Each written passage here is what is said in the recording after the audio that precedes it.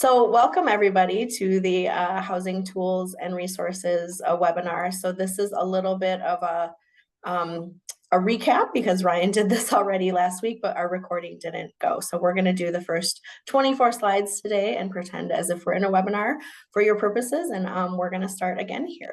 So welcome. And Ryan, if you just go to the next slide.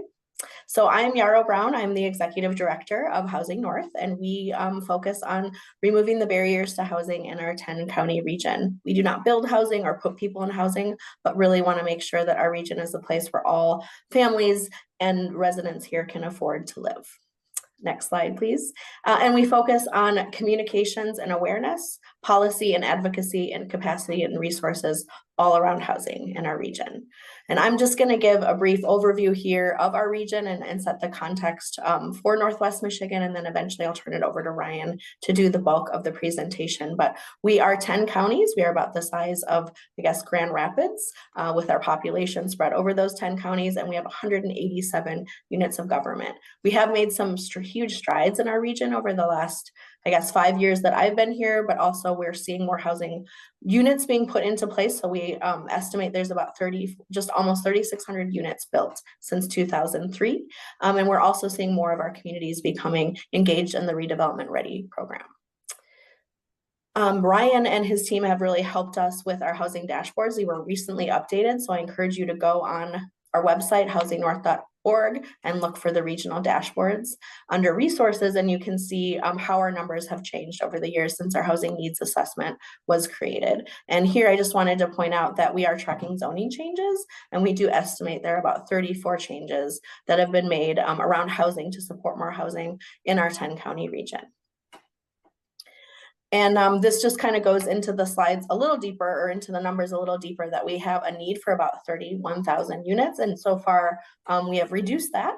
We only need about 27,682. We're tracking those building permits with the help from Mishta and Ryan and his team. And also our Housing Ready teams are tracking what's in progress. So we estimate there's almost 5,000 units in progress. Not all of those will maybe end up becoming housing, but we hope a majority of those will. And our goal in our regional housing plan is to at least build at least 10% of our units of that goal of 31,000 a year. So I'm going to turn it over to Ryan to really talk about this toolkit. Ryan and his team have been part of our Housing Ready program for the last year, thanks to a state enhancement grant. And Ryan is going to take it from here. So thanks, Ryan. Yeah, thank you, Yarrow. Always fun to be here to do work with you and your team.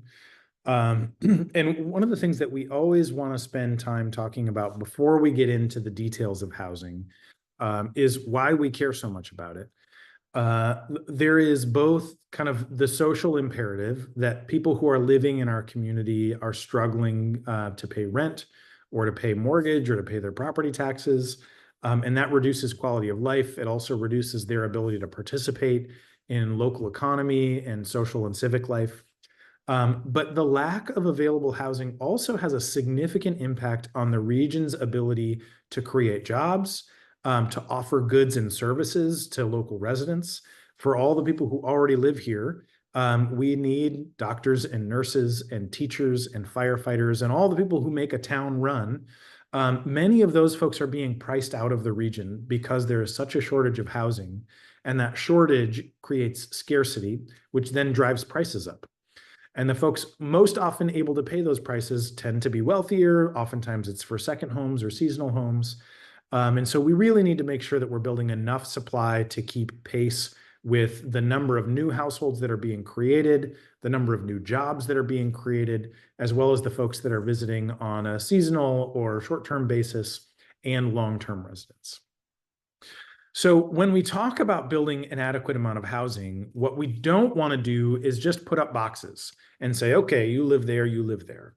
What we want to do is build neighborhoods. We want to build complete communities where people feel like they can raise a family, they can go to work and have a social life, and they can maybe grow old in town, right? And so thinking about how do we create a strong sense of community for everybody? How do we make sure that it's resilient and financially sustainable so that we're not building a lot of housing on infrastructure that we can't afford? And we're not building a lot of housing in sensitive ecological places, right? We want to be thinking about the places that already have infrastructure if possible.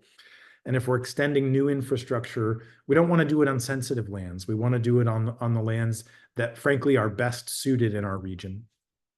And lastly, we want to ensure that we're creating a high quality of life for everybody in town, because that's really what makes a community thrive. So really quickly, one of the things that we're going to walk through briefly is the housing profiles that we put together alongside of the Housing North team. The goal of these profiles is to begin to tell the story of people in our communities that are struggling to find housing or had struggled, but then were able to secure safe, stable, affordable housing, and try to articulate what does that mean for the local community. So we did this project in partnership with Housing North and Leelanau County and Benzie County. In Benzie County, there is a really impressive community land trust that has been created. We interviewed a couple members of the board of the land trust. Todd Bruce is one of those board members, and just had really incredible things to say about the importance of housing to serve the workforce that he is helping to create in the Frankfurt area. But also the importance of having that next generation of residents come up behind the current generation and begin to take over some of the spaces at Rotary Club and at the Chamber of Commerce. Those civic institutions that keep community life healthy are dependent on a new generation of folks moving in and wanting to be a part of those initiatives. And what Todd was really talking about is the idea that we have a housing stock that has been created for 20th century needs, right? Most of our housing stock was produced between 1950 and 2000.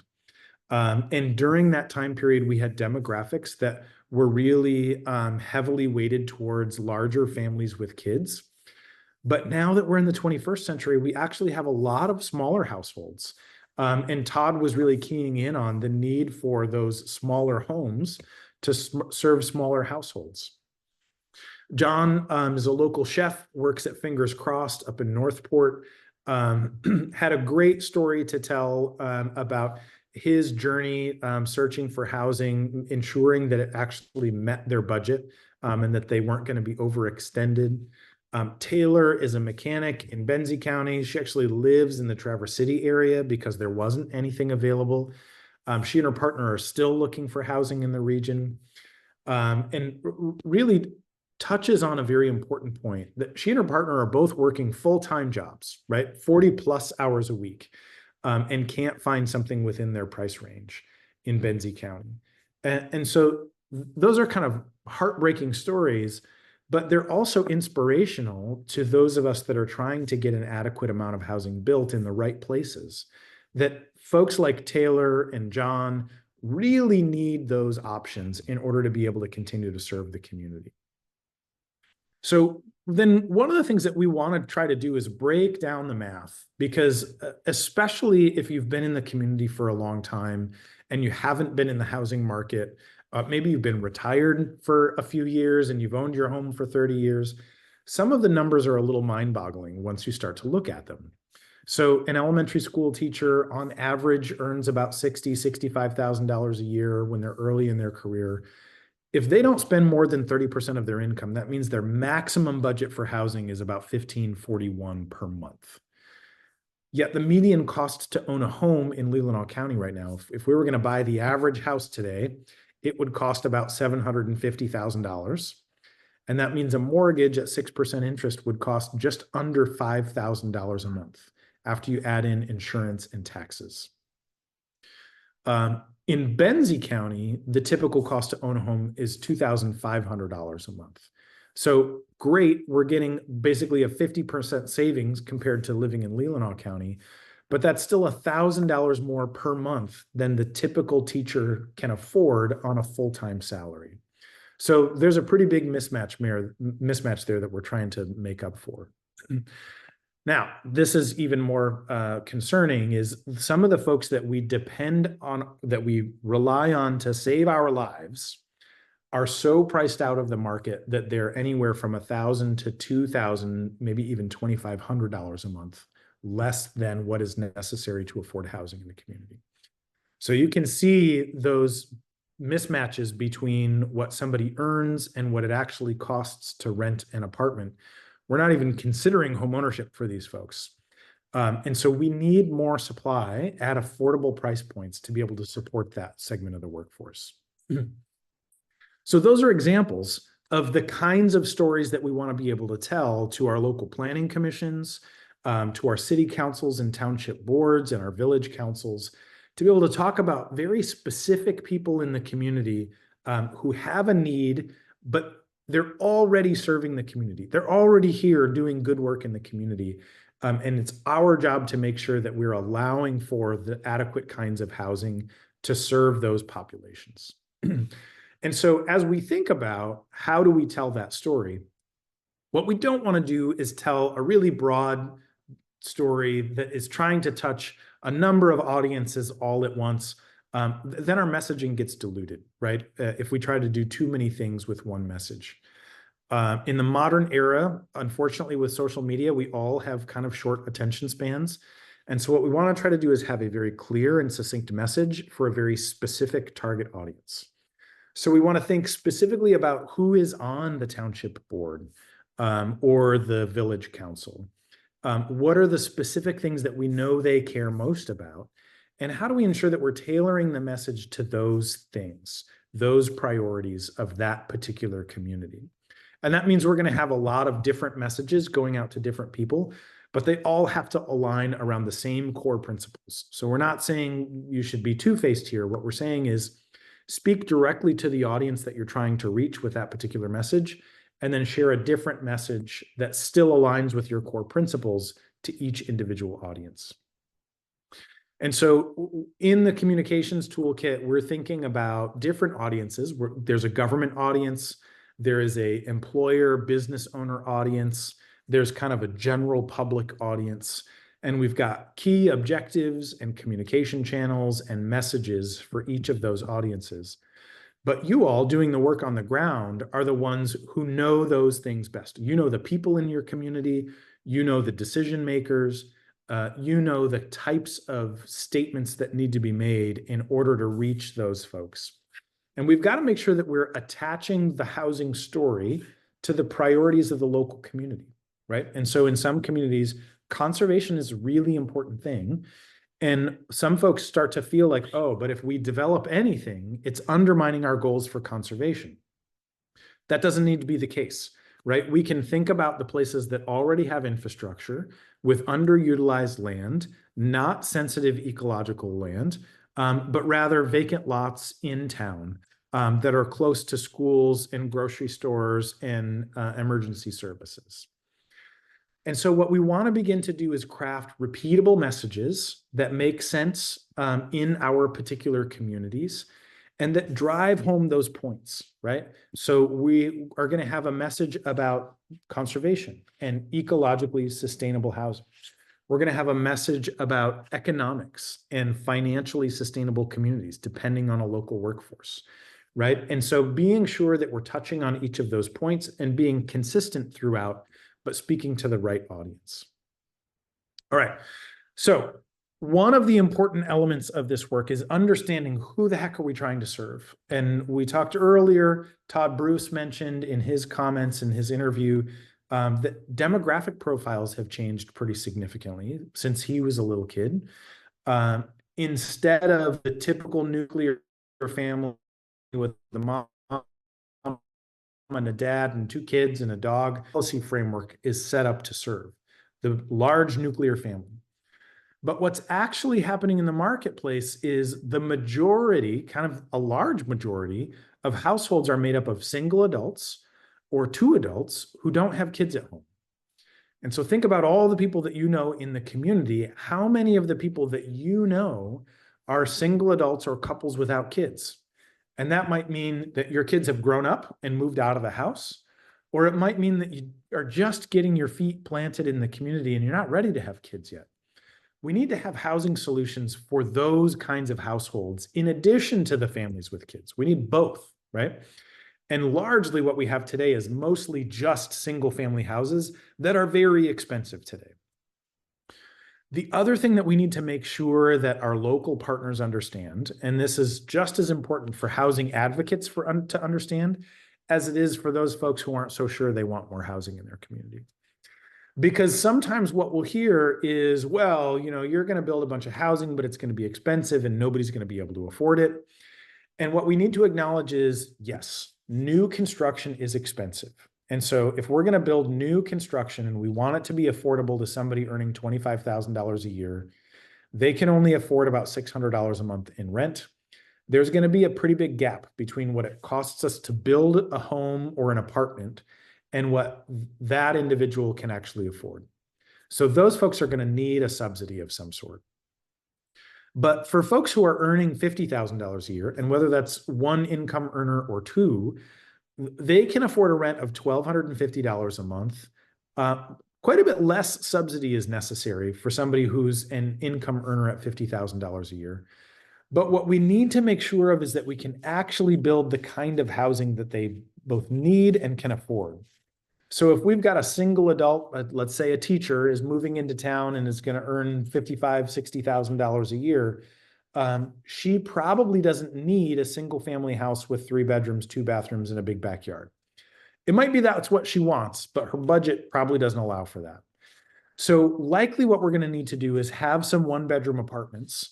They can be cute, they can be quaint, they can, sit on the lot in a way that still makes sense for the local community. But let's not force 2,500 square feet on somebody who's just moving into the community and really just needs 1 bedroom. Now, similarly, somebody earning $75,000 a year, their budget is growing, right? They can probably afford something more like a single family house if they want it. Maybe an attached townhouse or a 4-unit condo. All of those things could be within the realm of possibility, but we have to allow those things to exist. If we're regulating them out because we're afraid of that level of density, then we're not creating opportunities for the people who need to be able to live here in order to serve the community. Now, this kind of product point, if we're going to try to hit a $250,000 mortgage, we'll still need flexible zoning, and we might need a tax incentive, right? They might need a neighborhood enterprise zone or a payment in lieu of tax or brownfield tax increment finance, which we're going to talk about in a little bit. Those tools are probably going to be important. And then finally, when we get into households earning $100,000 a year, we can still build homes at this price point. As long as we're not requiring a big lot and we're requiring a big house with minimum square foot requirements, we can hit this price point with no problem and without a subsidy. But we need some action at the community to organize around land and to organize around labor. So then one of the next important things here is, what does it actually cost us to build? We've got our land costs, our construction costs, our design, permitting and professional fees and financing. All of those things get combined for the final cost of the home or the apartment or the condo. What's interesting about all 5 of those costs is government doesn't control 100% of any of those things, but it does influence a share of all of them, right? So we can influence the cost of land by allowing more homes on an acre.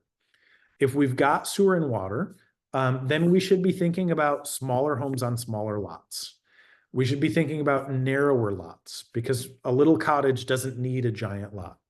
We should think about, do these setbacks actually make sense, or can we adjust those? What are our minimum green space requirements? Similarly for construction, when we're limiting the uses that can exist. And so as an example, when you've got an existing town where sewer and water exists, but you don't allow residential apartments above storefronts, that can be problematic, especially when you already have 2-story buildings in town. Somebody's trying to rent office space. They're not really getting very much rent. Allowing for residential units above storefronts is really important. Also allowing for ground floor residential on properties that are adjacent to town centers is really important. Sometimes it's zoned commercial and you don't allow for ground floor residential, but it's kind of vacant lot at the end of the main street. Those could be great places for townhomes that would serve both empty nesters and new workers who are trying to move in. The other big one here is parking requirements. I know in the summertime, people get sensitive about parking. But for every parking space we require, we're adding cost and we're adding land area. And when we've only got one person who's going to live in a residential unit, we shouldn't be requiring 2 or 3 parking spaces. That minimum 1 parking space should be all you're requiring. And you can see how this plays out across each of these categories. Local government and our local regulations can influence all of those spaces. And so then what we need to recognize is our construction costs are fairly high in Northwest Michigan, but they have a broad range, right? And so we've got some great partners at Homestretch. John Stimson has been able to build for around $190 to $200 a square foot. He's been very scrappy with those construction costs. A more typical construction cost is closer to $275 to $375 a square foot. And that really depends on the level of quality of finish, and it depends on how many contractors are available this season. But if we do the simple math on a 800 square foot apartment, what we find is it's probably going to cost us at least $152,000 to build 800 square feet. And that means it has to rent for $1,275 a month. Similarly, a 1,200 square foot house is going to cost at least $275, $278 to build. The mortgage on that is going to be about $1,900 a month. So if we're not subsidizing these and we're requiring a larger apartment, or we're requiring a 1,200 square foot house, these are our minimum costs. And that's assuming that your land use regulations are fairly flexible. So then if what we want is a $600 a month rent or a $1,200 a month mortgage, we're going to have to find ways to subsidize the difference, right? Because we know we can't build at market rate costs and then rent it for $600 a month, or sell it to somebody who's going to have a mortgage that's only $1,200. Some kind of a subsidy or cost gap is going to be necessary. But that's only where our land use regulations don't allow us to build smaller product on smaller lots. Maybe we can reduce the amount of subsidy necessary in order to bridge that gap. Single family house, traditional zoning, 100-foot minimum lot width, 1 acre minimum lot size. This land is going to cost at least $100,000 in most of Northwest Ottawa County, which means a builder is going to have to charge at least $425,000 to build this home. And so the family that buys it probably has to earn $120,000 a year. Whereas on the same piece of property, if we're allowed to subdivide that lot and either put in a community septic system and this shared green space, or preferably it lives on public sewer and water, we can get several homes on the same piece of property. Typically on an acre, you can get up to 10 to 12 houses on an acre. Minimum lot area is 1,800 square feet, doesn't really require any additional infrastructure. We can bring the cost of housing down to about $225,000 a unit, especially when we're building these for the predominant single adult households or 2 adult households without kids. These can be arranged in a number of ways. You can cluster them around a central green. The city of Frankfurt has already adopted an ordinance that promotes this type of housing, and actually makes it pretty simple to build, provided that it's going to be affordable for the long term. And then one of the other important things that we want to be able to message across communities is, what do those higher densities actually look like? When done well, we often see zoning ordinances that will specify a maximum density per acre. And most of the time, to be honest, that maximum density was pulled out of thin air. It's an arbitrary number. It's not rooted in science. There is no grounding to what that number is, unless it's rooted in the health department's expectation of how much can the soil take, because everybody's on sewer and water, or well and septic. When it's a maximum arbitrary density number, for the most part, it's not grounded in any science.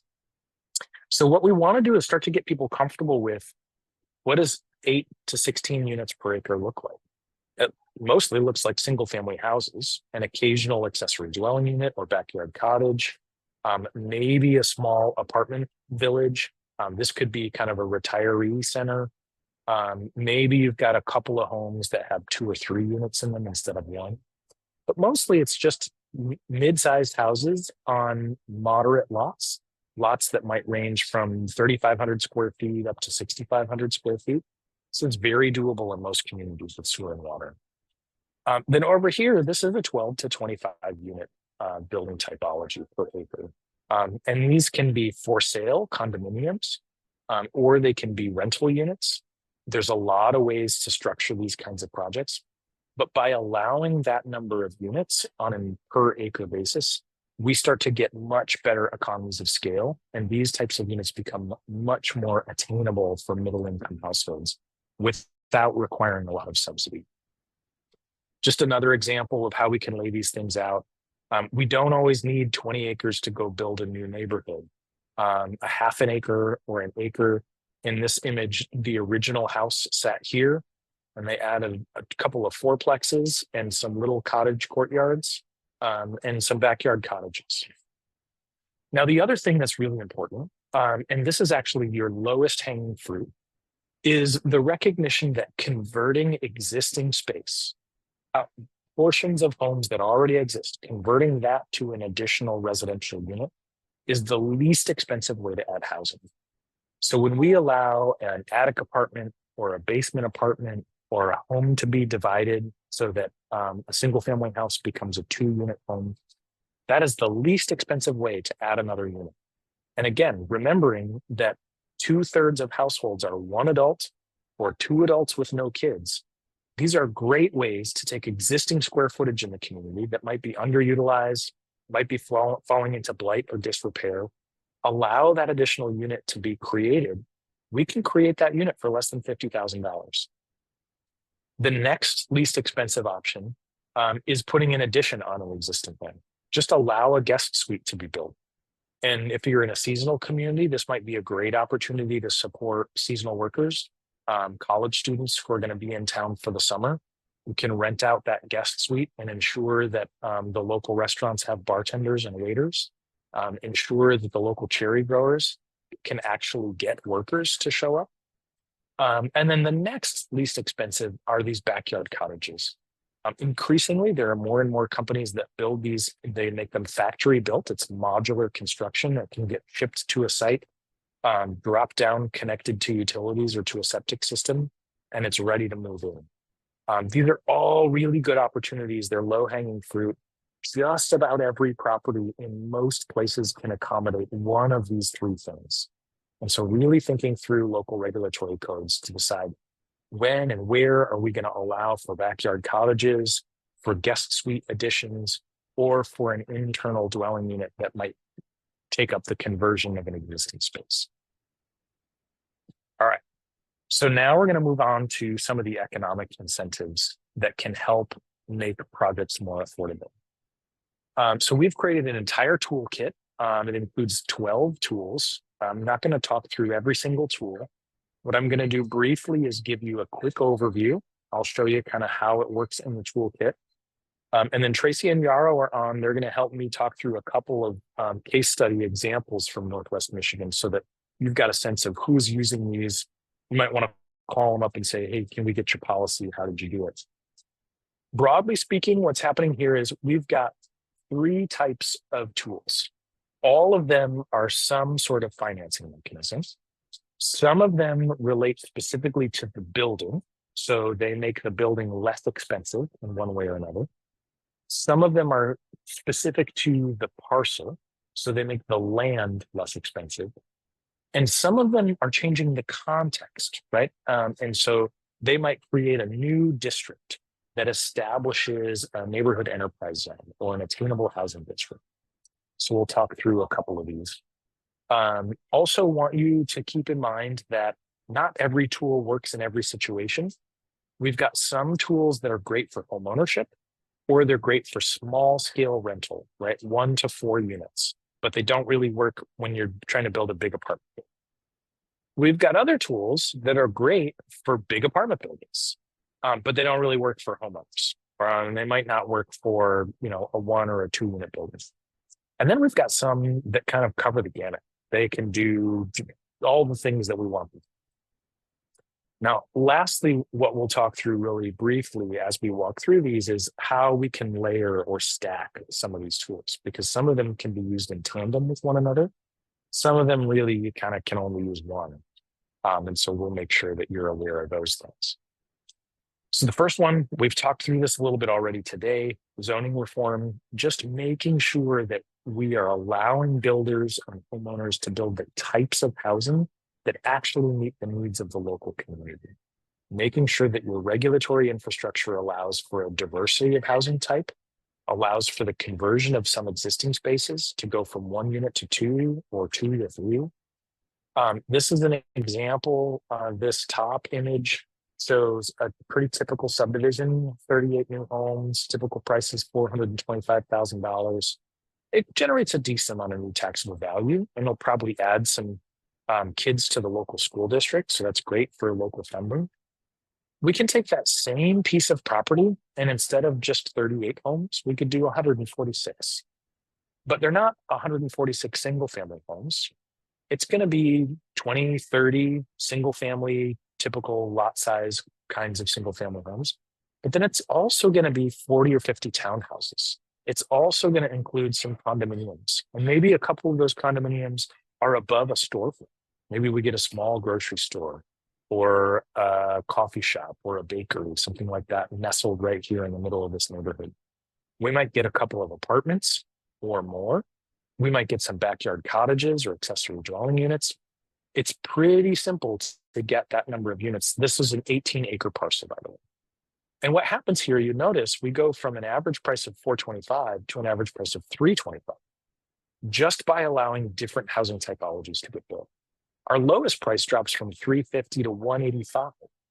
And you can see our taxable value has jumped. We've gone from $8 million in new taxable value to $23 million in new taxable value. And we've doubled the number of students going to the local elementary school. The opportunity here is schools get paid on a per pupil basis. The majority of their funding comes based on, can we get kids in the classroom, in seats? And so being able to add more homes per acre is a benefit to local school districts. It's a benefit to total tax increment over time. And it's a benefit to infrastructure maintenance obligations because you've got more taxpayers per linear foot of infrastructure over time. So there's lots more of this laid out in the zoning reform toolkit. I help to author that with Progressive AE on behalf of the Michigan Association of Planning. We've got 16 tools in the zoning reform toolkit. You can download it off planningmi.org. We'll send you a link later. Those are great tools. And then definitely check out the Housing North website. The Housing Ready checklist gives you a whole list of best practices, and you can go through it one at a time. You know, your community might need to take a year or two to get all the way through the checklist, but it's a really good resource to understand, all right, what are the things that are low hanging fruit we could check off this month? What are the things that are going to take more time and political capital? And what do we need to really prepare for over time? So this is just a list of those 15 tools for zoning reform. I'll let you guys download that resource on your own. And then for every one of the tools that we've included in the Housing North Toolkit, we've identified other tools that will pair really well. So zoning reform actually pairs well with just about everything. Payment in lieu of tax, brownfield TIF, revolving loan fund, impact investments. And then later in the document, we're describing what are these things, right? How does a payment in lieu of tax work? What's an impact investment? All of that gets described later in the doc. So the next one in the toolkit is pre-approved plans. Pre-approved plans basically are a community's identification of building types that you know you want in the community and that maybe you're not getting enough of. Maybe you just changed zoning so that you previously didn't allow that building type and you want to communicate, hey, we actually allow 2-unit homes now, or we actually allow accessory dwelling units by right.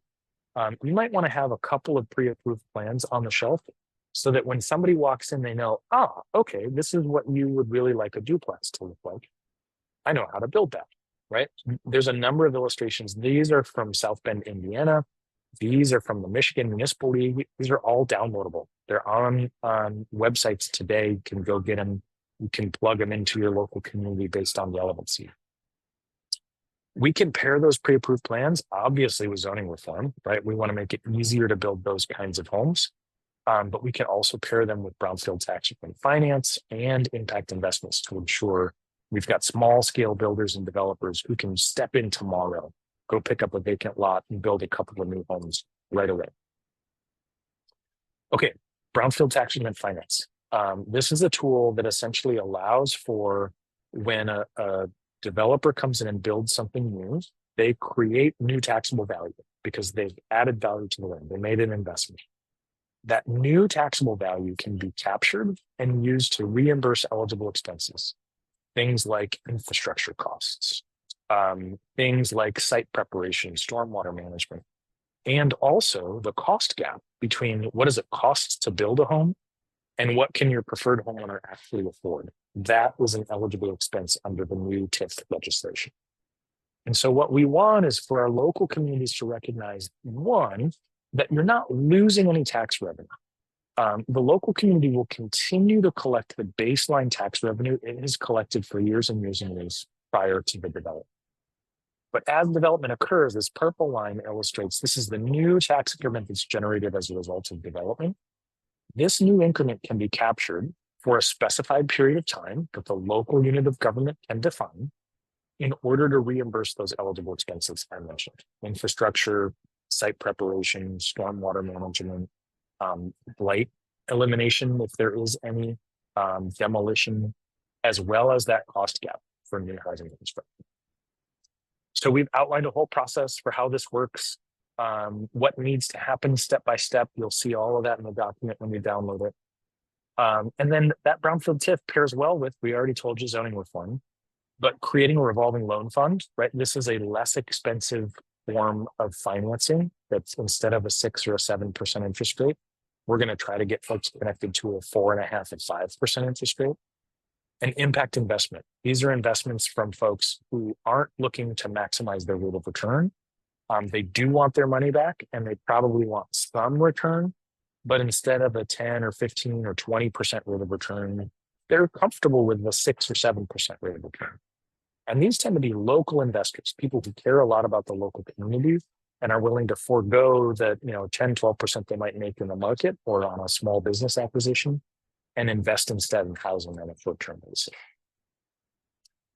So Yarrow, do you want to talk for a minute about Bel Air Lofts and how they used, I think they were first in the state to use brownfield TIF for housing?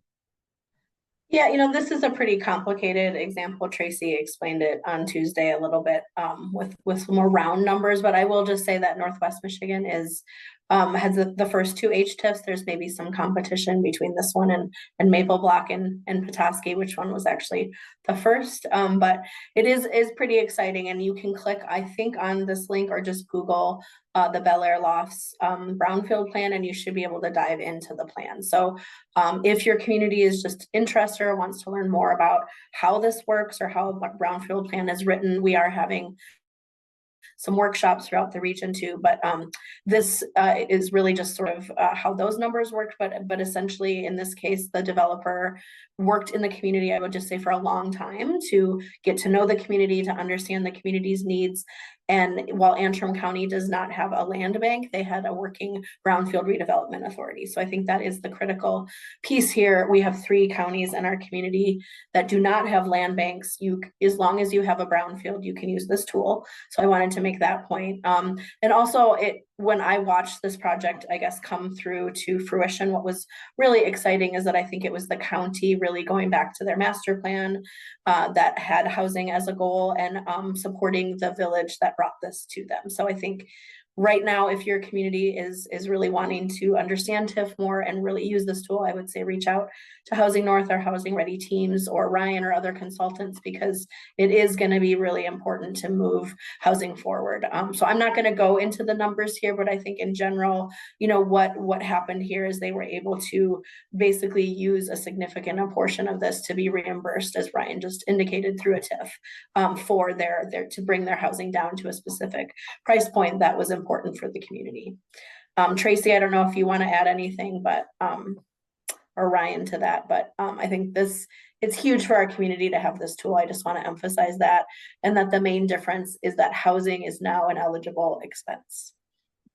Tracy, did you want to say anything else? I think The only thing that I might add is knowing that a developer needs to stay within the up to 120% AMI for using the housing tip.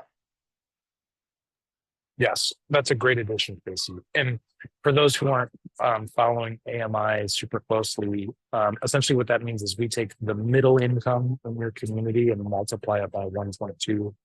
So it varies across counties in Northwest Michigan, but typically that's maxing out at families earning somewhere around $80,000 to $95,000 a year. And most communities will cater their TIF policy, and I would recommend you do this. You cater your TIF policy to try to support as many new homes or rental opportunities in that 80 to 100% AMI range, which is going to be more kind of the $40,000 to $60,000 a year income range. For larger families, the income threshold does go up a little bit. But yeah, when you're using those tools, you want to try to get fairly specific about who are the types of households we want to support. So the next one, and I'm going to speed up just a little bit. I want to make sure that we leave lots of time for Q&A. So we'll move through these fairly quickly. The payment in lieu of tax is an opportunity to negotiate with a developer to reduce their tax obligations. And their taxes become a percentage of total revenue. And so that means the less the rent, basically the lower the rent is, the less they pay in taxes. The higher the rent is, the more they pay in taxes. And so the local community negotiates with the developer. You can't charge them more taxes than they would pay under true ad valorem, but you can say we'll collect 10% of your rent revenue or 4% of your rent revenue. You have the ability to negotiate those things. Pilots pair really well with zoning reform, with the revolving loan fund and impact investments. You're seeing a pattern here, right? So we have some documents that we've created in partnership with Housing North. These are available on the website. They're a brief explainer. They don't tell you all of the intricate details and nuances of everything, but they give you a pretty good high level.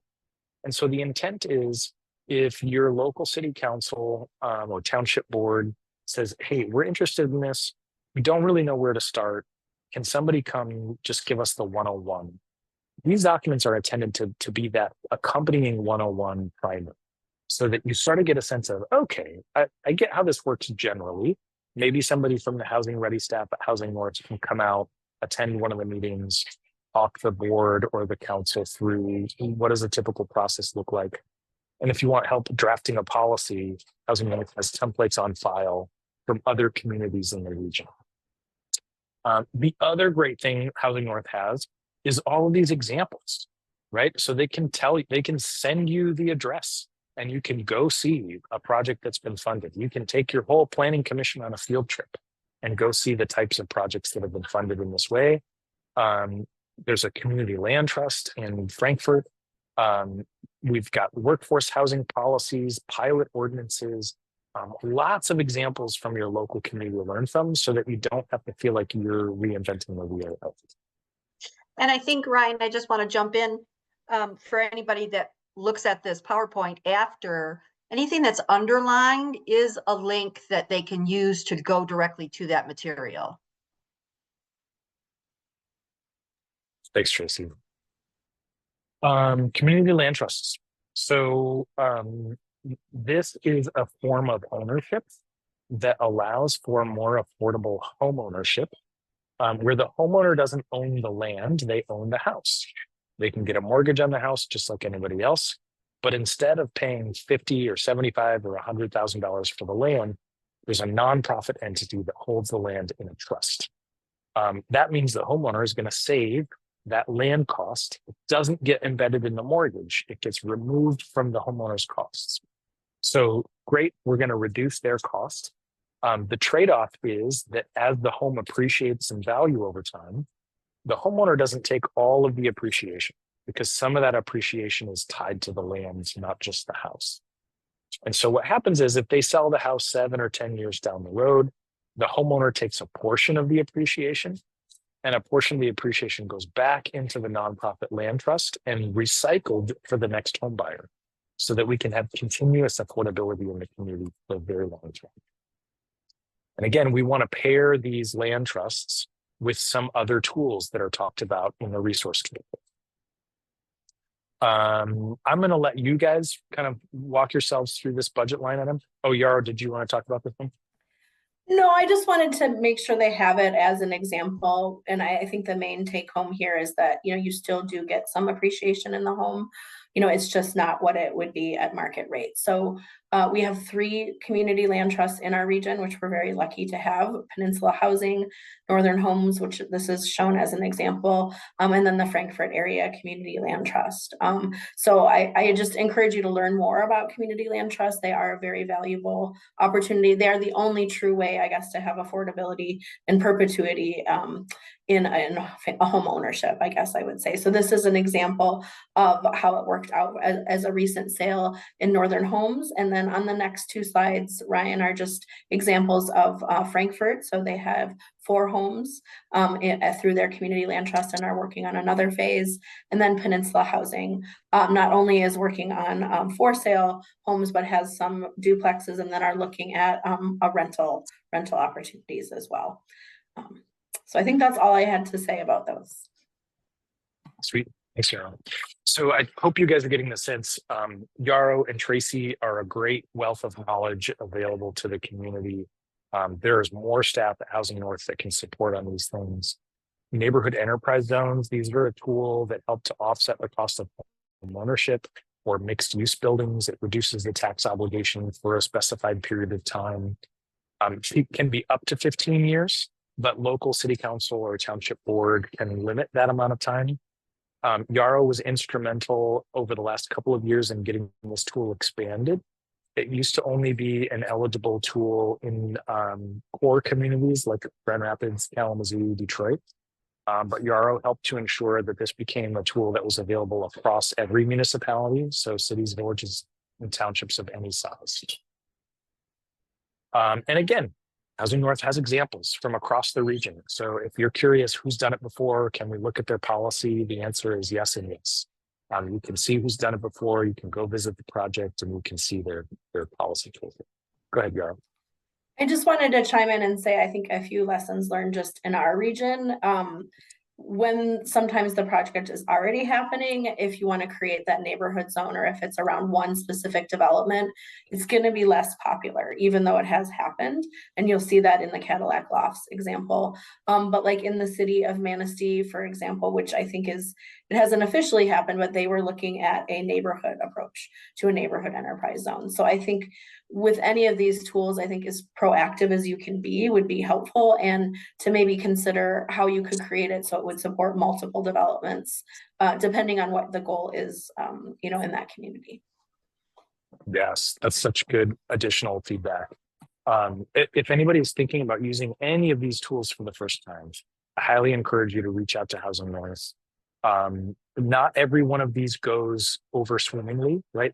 People have made mistakes. We've made mistakes. We would love to share those learnings with you so that you don't make the same mistakes that we have in the past or that we've seen others make.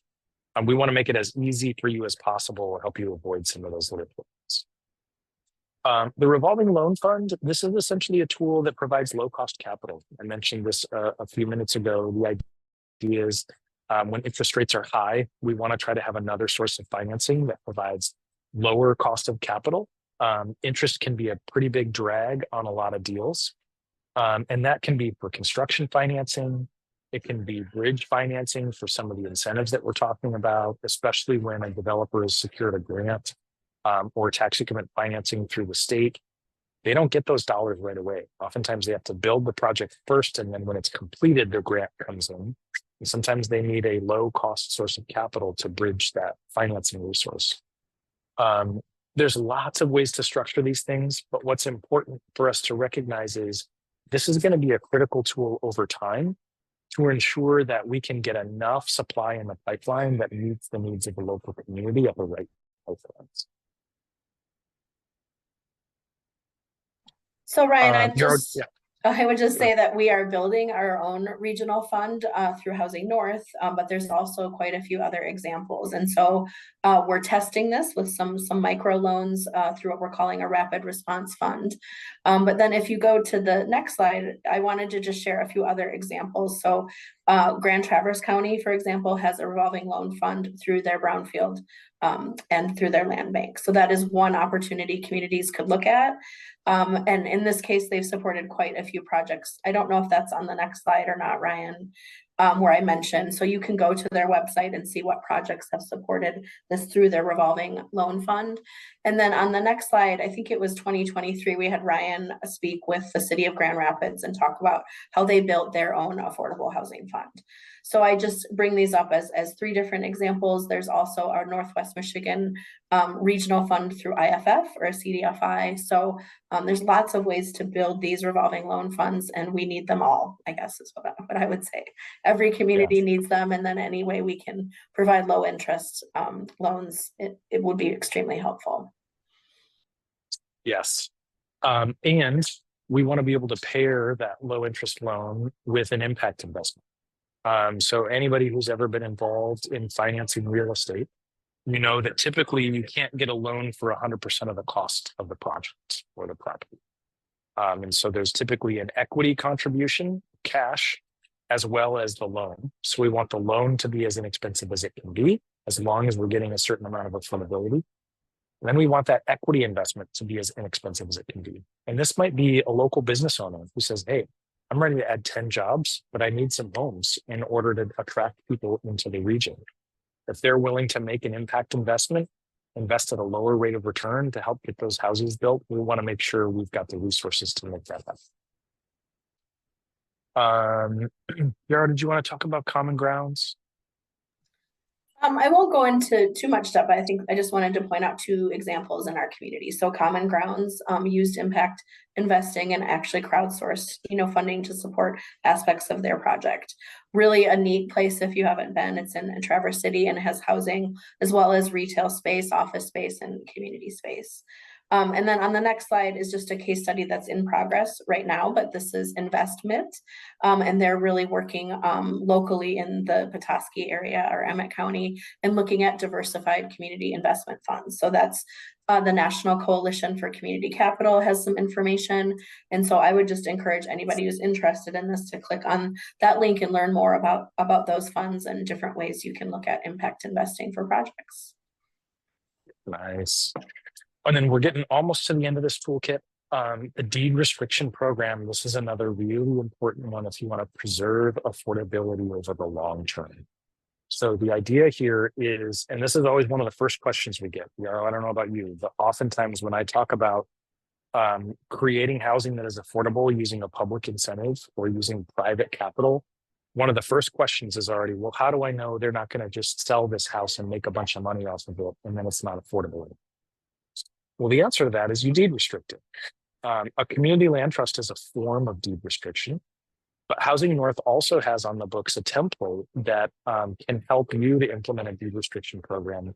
If you've got publicly owned property, maybe the local city or township owns property or the school district owns property, and you're willing to sell it as long as you're getting some amount of affordable housing on that property, you can deed restrict a portion or all of that housing in order to ensure it remains affordable for a specified period of time.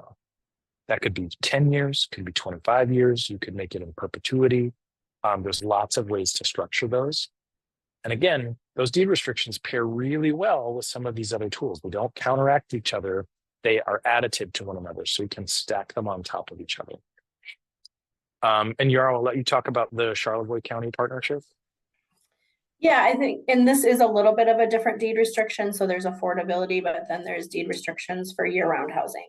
And so in this case, we have this program for just year-round housing. But I will add that, deed restrictions are not tax deductible. So there isn't a huge benefit to somebody just saying, oh, I'm going to just do this and get some tax incentive like a conservation easement. So we are really trying to figure out how to encourage these and encourage to basically keep more year-round housing. But for the affordability deed restriction, I would say our nonprofit developers are also really familiar with those, and most cities and communities would require those for a project.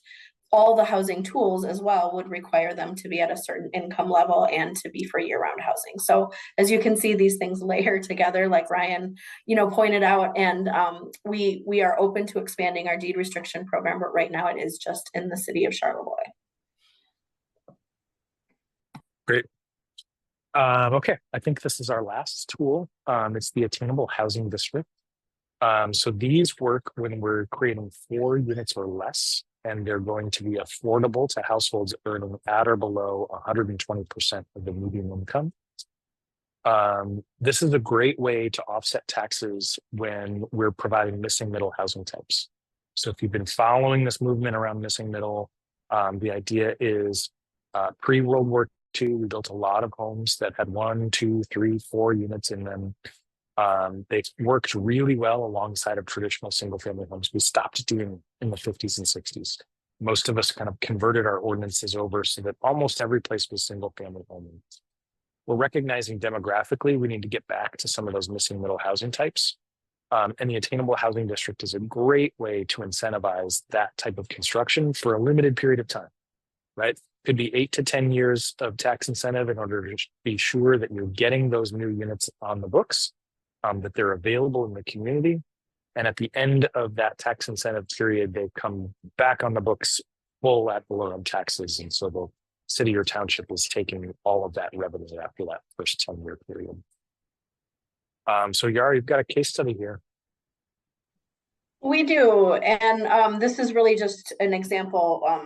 It's just an example, I guess I'll say, about Traverse City. But the idea is that, if you are an individual or a small scale developer, if you did invest in one of these districts, how that would play out. So essentially, you're not passing on that tax to your tenant. You're able to reduce that monthly rent and make it more affordable if that is one of your goals. And I think on the next slide, okay, yeah. So there's one more. So sorry, Ryan, one more tool. Yeah. And so this last one, it actually functions very similar to the Attainable Housing District. It's just for larger projects. So this one's for 5 units or more. It functions almost in exactly the same way. It provides a 50% tax abatement to the developer for a period of up to 12 years. And so they both pair really well with the same kinds of tools. Yara has already created the slide for us to illustrate. The residential facilities exemption is great for 5 units or more. The Attainable Housing District is great for 4 units or fewer. We've got links here so you can click through, find examples for resolutions and different ways that you can structure that. So again, we've got another example here. Frankfurt is a regional powerhouse in terms of some of the work that they've been able to get accomplished over the last few years. Their Attainable Housing District overlays with their workforce housing zoning amendment basically allows these great little cottage courtyards. Anybody who's ever seen one of these cottage courts in person falls in love with them immediately. I don't know anybody who's ever seen one and thought, I would never live there. They're adorable housing units. They share a common green space. Oftentimes, each unit has its own small yard area, but they're great at building community, great at building relationships between neighbors. And we've got these tools now available to help change the regulatory environment, support a short-term tax incentive, and ensure that we're getting more of these neighborhood types in the works. So I think, Yarrow, this is where you wanted me to hand it back to you to close this out. Yeah, and then open it up for questions. I just wanted to share, and Ryan, maybe help me with this a little, but Frankfurt, not only did they create these attainable housing and residential districts, but then that last slide was actually they put it in their municipal code. So, they took it, I guess, one even step further and provided these plans and examples to encourage that type of development. So I just think that's a really unique example and would challenge other communities in the region to think about that as well, to be proactive and where these designations of these districts could go before a developer does come to you. And so these last 2 slides are really just to say, what could you do or how can you help? And I think we've alluded to that throughout, but, help your community communities to create the next steps for making sure these tools are available for mostly HTIF and pilot, but the other ones as well. And just, wanted to point out the ways you can use the different tools already that are existing with the Brownfield. And then getting informed and joining your different housing groups, the Regional Housing Partnership, which Housing North is facilitating. So if you didn't know, we have a regional plan, we have goals, a lot of them they're regional goals, but they also apply to your own communities. And then of course, we just need more housing advocates. So showing up, writing letters if you can't get to the meeting, and sharing some of the stuff that was presented here. Housing North will be packaging a lot of this, not just in a PowerPoint format. So we'll be sharing that out in different ways and sharing example ordinances and case studies as well. So just wanted to leave you with these ways you can get involved. And then I think on the last slide is just kind of a pitch for, how can Housing North help? What's needed in your community? Tracy, who's on the call here, this is really what she does. She's in the community. These are just a few examples of how, she is helping, but please reach out to us if you want to learn more and let us know what you need in your community. And then I think just on the last slide, Ryan, is contact information. So, this is our team. We have are in all 10 counties now, have a good support system. So please reach out. And if any of the information on here, you can Google most of it or go on to the housingnorth.org website to find out more. So I think with that, we'll open it up for questions. We pegged this till 4 o'clock. We don't have to stay till 4 o'clock, but want to just allow people to come off mute and make this more of a conversation. And feel free to ask Ryan, Tracy, or myself any questions. John, I heard you come on. Yes, I'm a landowner in Wexford County, Wexford Township, about 3 miles from Mesick. And I would like to explore making my land available for housing. So any pointers on that? Ryan, I'm going to let you start while I change the view here. And Yeah. John, thank you. I appreciate you jumping in right away. We would love to have a conversation with you. So between Tracy and I, and another partner who's been consulting in Wexford County, we'd be happy to talk more with you about that, about the specifics of your property. There are lots of places that make a ton of sense to build housing, and hopefully your property makes a ton of sense. And I think it probably requires us to talk a little bit about the site, its location, whether it needs well and septic or if it has sewer and water. Either way, it's going to be a good opportunity for housing. And then we'll want to review the zoning ordinance together to make sure we understand what the village or the township currently allows and the kind of housing that you would like to have built. But we can wrap a whole team around you to make sure that we're getting something moving forward this year. Oh, thank you so much. And John, I would just mention that we do have a housing group that meets not necessarily monthly, but it's run through AES, and Housing North supports it. And we're going to have a meeting on the 26th of this month. So if you leave your contact information with us or get in touch with us, we can let you know about that meeting. But it's called the Alliance for Economic Success hosted, and it's basically an affordable housing group that meets in Wexford and Mesaki County. Oh, super. Thank you. I'll contact you guys after this meeting. I'll put our information in the chat. Anyone else who stayed on for this workshop have any questions for Ryan or Tracy or myself? Yeah, this is Barb Conley up in Leelanau Township. And I'm trying to understand better about the Attainable Housing District, because I've run into people who have been renting homes affordably, I believe, but they're not in a discrete district. So I'm not quite sure, do these homes have to have more than one unit in it? Is that what the idea is? Or can they be homes that are rented as a whole? Yeah, home? They can be single family homes. They don't have to have multiple units in That's the power of the Attainable Housing District. It does have to be a larger district. So the one downside of the Attainable Housing District is you've got to create it in an area where you're including a larger segment of a neighborhood. And so we'd need to go to the township or the local community and ask to create that district, and work together to map it out and say, all right, here's what the boundaries of the district are going to be. And then anybody who owns property within that district, if they're renting a home at or below a specific threshold, and the community would define what's the threshold. Is it 100% median income? Or it's 80% median income? If they're making rental units affordable, they would be eligible for that Attainable Housing District tax abatement.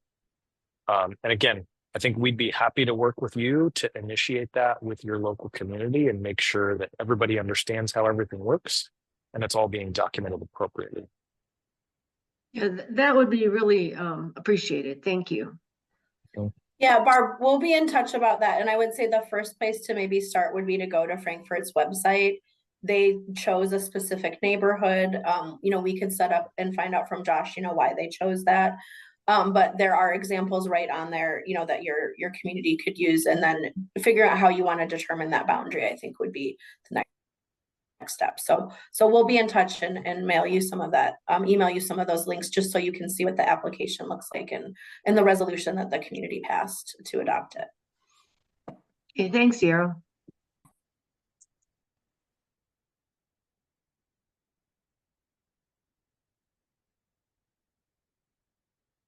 Wow, Ryan, you must have just been so comprehensive that they're Or all I put them all to sleep. stunned. They're all napping at their desks.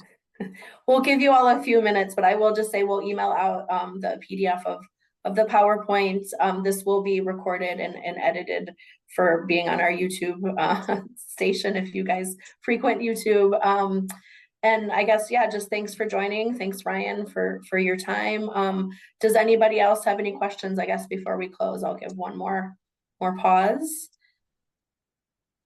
And then what we will be doing, just like Barb requested, is packaging some of this in a different way to share out with example ordinances, links to, some of the more information and some of those step-by-step for how your communities create those. I will just say that there aren't a lot of communities, Ryan, to my knowledge, that have created the attainable housing or residential facilities districts yet.